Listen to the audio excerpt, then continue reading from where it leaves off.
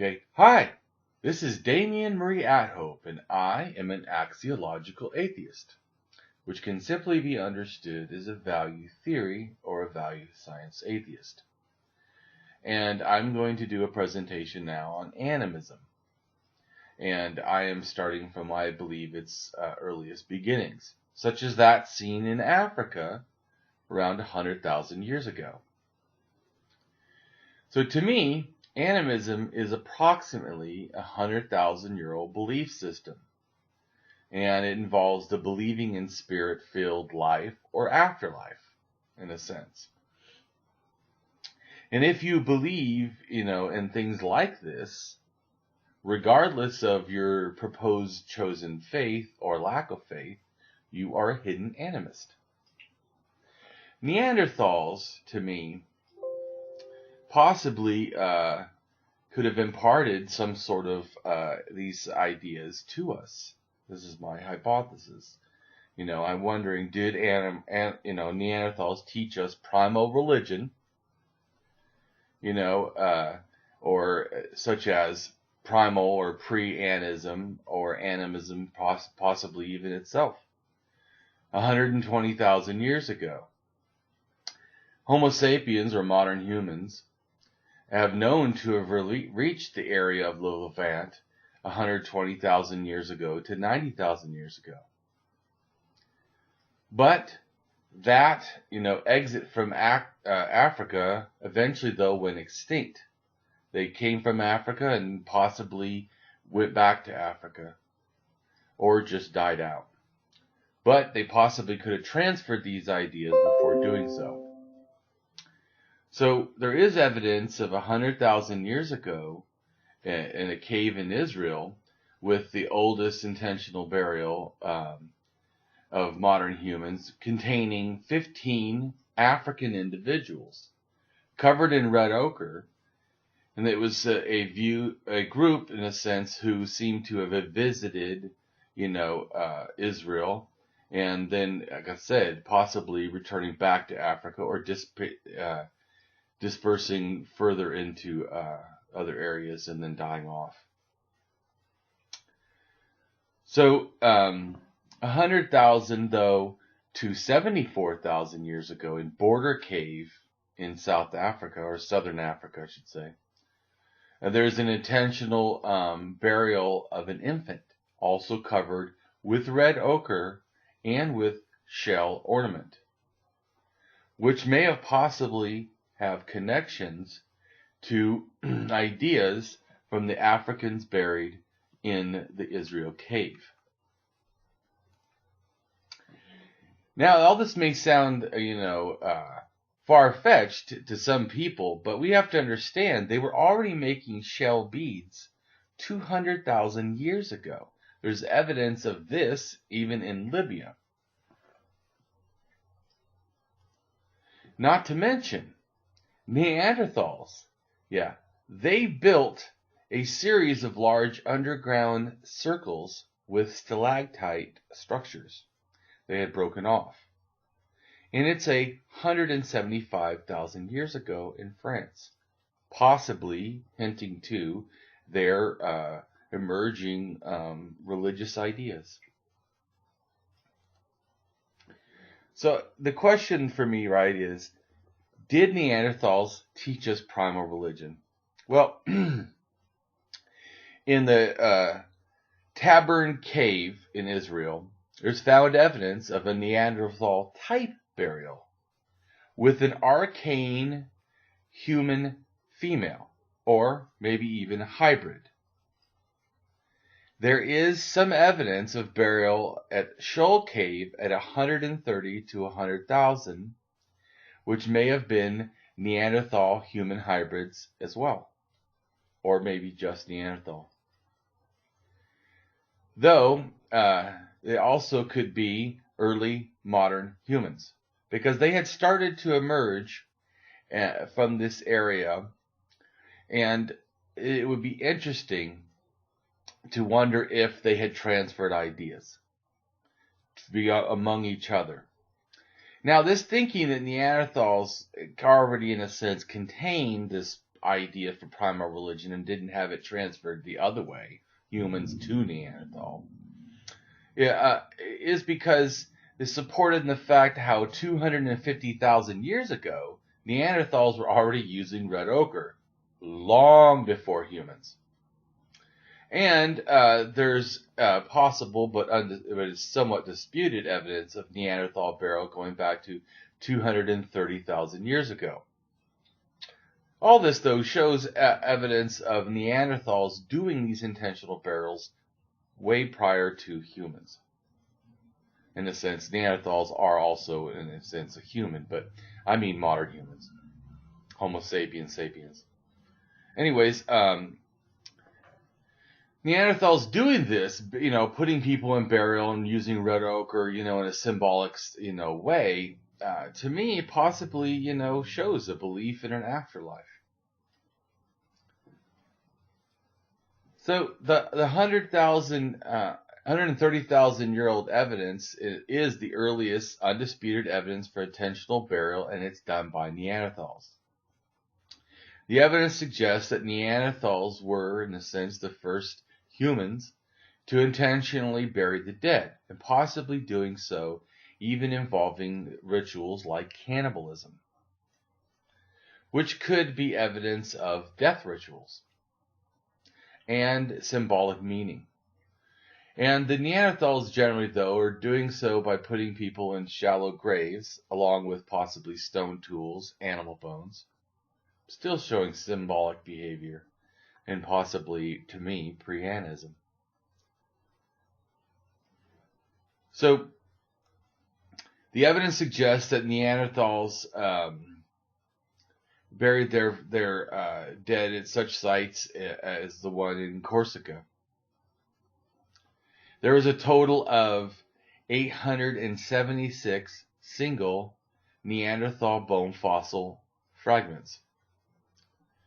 And the bones belong to several dozen different individuals of different sex from 2 years old to 40 years of age, showing that they had a seemingly range of respect for life across the time span of life. Over 1,000 pieces of various stone tools and weapons from the Paleolithic era were also found there, all in a sense witnessing to a material culture in the sense of these proto-humans. And this is, in a sense, also involving, like I said, at a time of 130,000 years ago, there are remnants of fossils of shells from the ocean. We have cave bear, wolf, moose, large deer, and warm climate rhinoceros, wild cattle, and many other animals were found there. Moreover, the most interesting is the bird skeletons, some of which the parts have been modified and are found associated with the Neanderthal bones, possibly as grave goods. And there are some talon bones and foot bones from the white-tailed eagle. There appear to be cut marks on the talons and foot bones, which seems to be that they were attached, suggesting the Neanderthals were using the talons as bones or jewelry. And I'm assuming that it also could be, in a sense, a ritualistic item, or almost a totemistic item. And then it was offered as grave goods, seeming to show a reverence for the connection of that to the passing of life. And this seems to be supported with the findings of even gut fiber tied around a part of a talon. There are foot bones and talons that have been obviously modified and cut and grooved.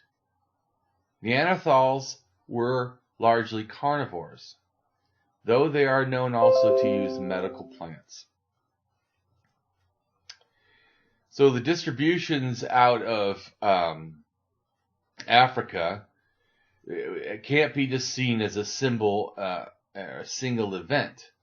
That there was at least one event, an early exit out of Africa, going all the way to China, is about 80,000 to 120,000 years ago. Then another event happening after that, which is what all humans out of Africa tie to today.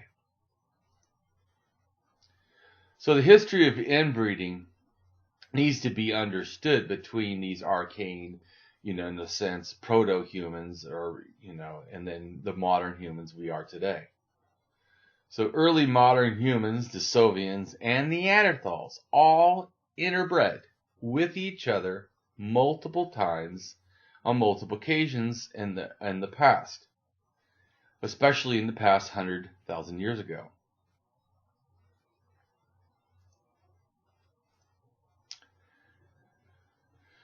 So, getting back to North Israel and 120,000 years ago, with the Neanderthal type burial of a female,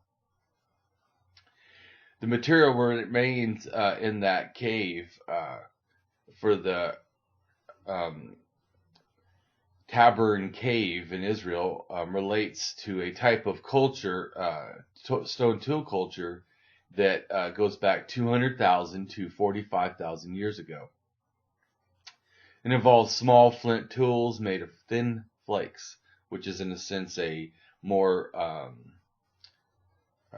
labor-intensive sort of action, more than just would be needed for just a simple tool use. It's getting more like refined and showing more effort and ability of mind.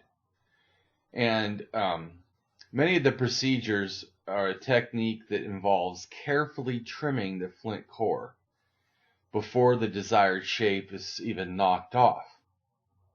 And tools typical of this culture are elongated points, flakes of various shapes used as scrapers, and many other tools used for cutting and sawing.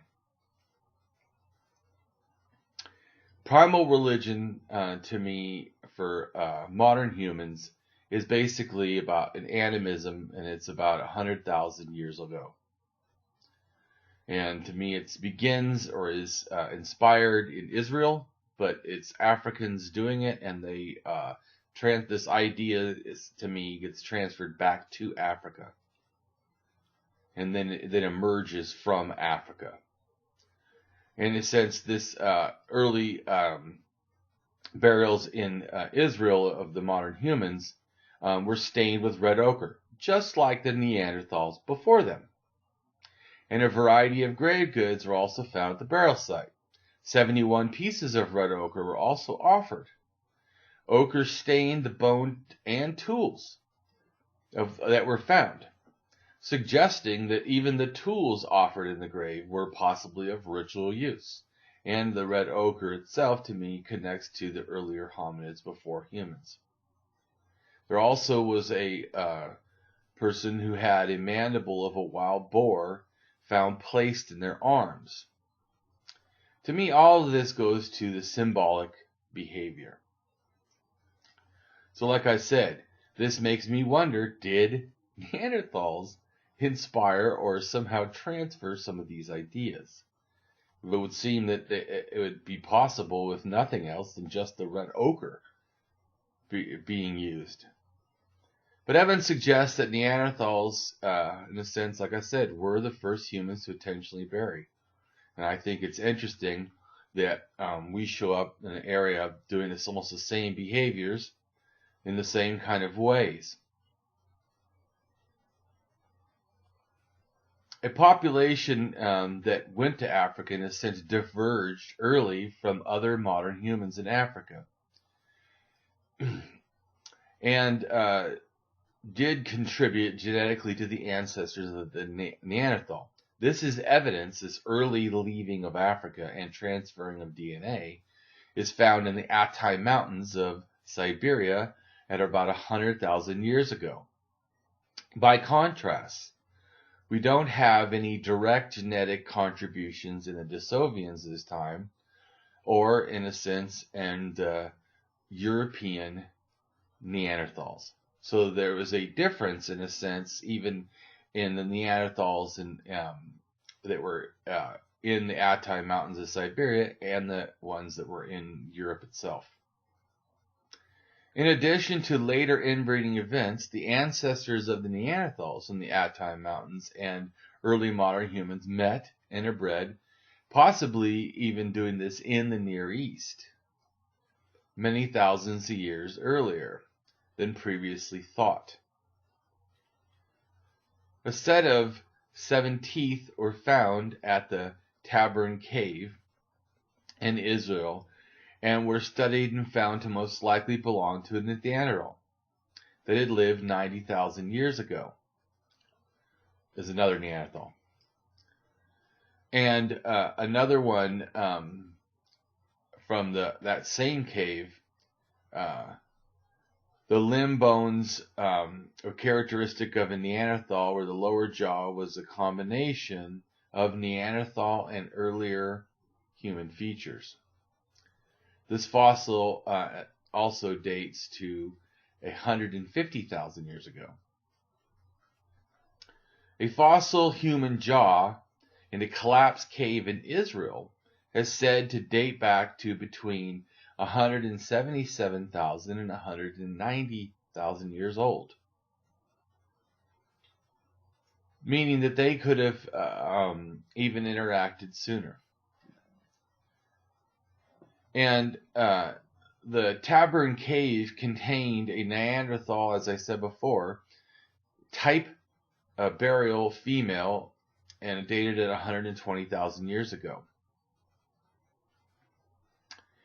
But objects at Taberna Cave suggest that ancestral humans were there, even using fire at this site on a regular basis since about 350,000 years ago. So the remains of several adults, modern humans, 3 children were found in Shoal Cave in Israel, and are claimed to have been burials. Assemblages performed seem to involve things like shells, significantly different from the local, in a sense, area, and have been recovered from an area far away, suggesting these people may have collected these and employed these shells as beads, and likely not been used directly as food. And a layer number B has been dated to an average of 101,000 to 81,000 years ago. But an average date could be of 119.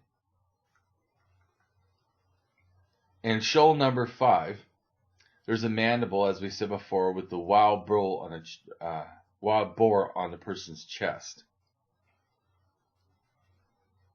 It is possible that Neanderthals and early modern humans did make contact in the region, even if it was just to transfer ideas and not genes. It may be possible that the shoal and other cave hominids are partly containing a Neanderthal descent. Non-African modern humans contain 1.4% Neanderthal genetic material, with hybridization possibly having taken place in places such as the Middle East. Modern humans were present in Arabia and South Asia earlier than a lot of people currently believe. And probably this presence was connected to the Levant between 130 to 170,000 years ago. To 70,000 years ago. This is the same route proposed to have been taken by people who made modern tools in the area. A Neanderthal girl's toe bone of ancient DNA says her ancestors mated with modern humans 100,000 years ago.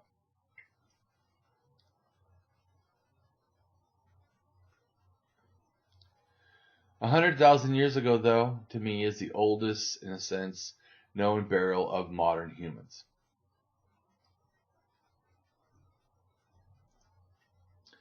So, getting back to Africa, early animism in Africa, there's evidence of 100,000 to 74,000 years ago in Border Cave in southern Africa. And to me, animism begins about 100,000 years ago. And it involves several different types of dispersion of tool cultures along with it. Now, when I think of animism, I don't think of it to me as people think of religions today. It's more like how people can say they're spiritual, non-religious. In other words, they're not connected to some particular dogma, but they still have, magical thinking, woo beliefs, and often, and believe that everything is connected and the spiritual energies and everything in a sense is alive or spirit. That's all that animism kind of talk. And so it seems that someone would say it's crazy that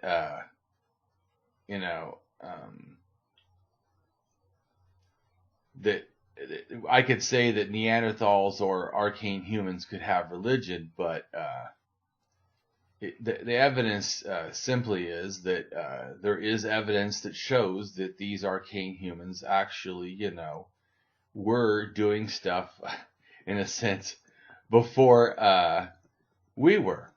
And they're doing it in a symbolic way that we then later call symbolic behavior, and thus we're the ones that are calling the things that we do religion or religious type of ideas, but somehow think that we can look at those same behaviors in arcane humans and go, oh, well, that's not religion. That's just, I find that to be an odd thing to me. But I'm not really trying, to convince you that it has to be Neanderthals. My point is to understand that these ideas are evolving ideas. And even if it was humans that invented these ideas, they start simple and then like Legos or a puzzle, they just keep building on themselves. If religion is about truth, why do so many feel a need to force it? According to Global Religious Landscape of the Pew Research Center, nearly 3/4 or 73% of the world's religious people live in countries that their religious group makes up the majority of the population. So it would seem religious persuasion, belief, is more likely to a thing to connect to aspects attributed to a hereditary religion than anything of a matter of intellect or even chosen religion. Thinking freedom. Beliefs based on some valid and reliable justification and truth. Is this what religions try to do? Provide thinking freedom? I don't think so. And to me, a great majority of why we have religions today is largely attributed to this hereditary religion. As in, someone in power told you what your religion was, and you agreed. Someone in power forcing religion on a child is most often how this happens. Why hereditary religion does so well all the world over is its victims are forced to learn things like authority bias, illusion of truth effect, status quo bias, anchoring bias, confirmation bias, post-purchase rationalization, authority bias, and a tendency to attribute greater accuracy to their opinions of an authority figure they believe in, and it's unrelated to if it's true. And these are what influence such strong opinions and behaviors. So there is evidence of 75,000 to 70,000 years ago, the first worship in South Africa of a stone snake. So that, and if anyone can say that there's a worship and it's a god, well, I guess the god must be a snake in South Africa. And to me, this brings up that how we should be careful in what we believe, that we should be thoughtful in what is real. And to me, religion, especially animism, is appealing. I mean, 7 years old, people generally up to that point, from birth until 7, have a sort of an animistic mindset.